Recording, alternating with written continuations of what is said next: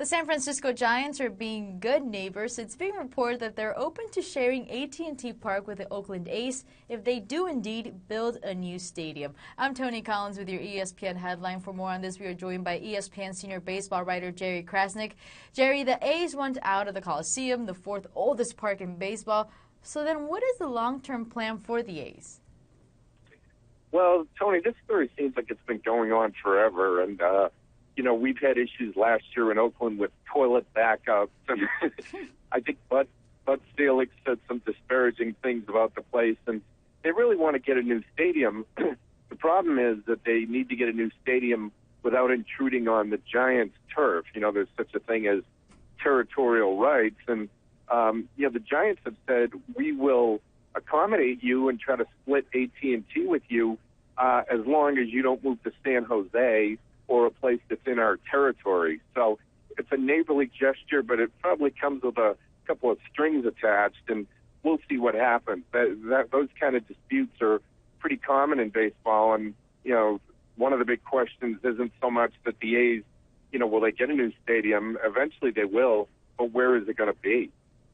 Jerry, why do you think it's in the Giants' interest to keep the A's from moving to San Jose?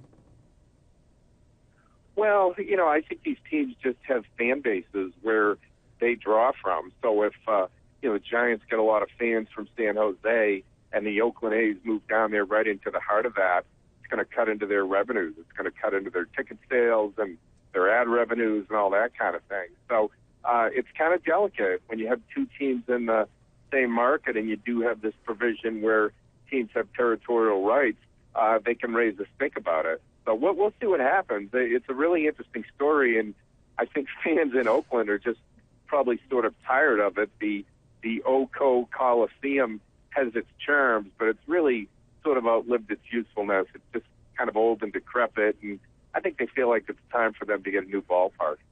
And this isn't the first time that two teams share a stadium. Who's done it before?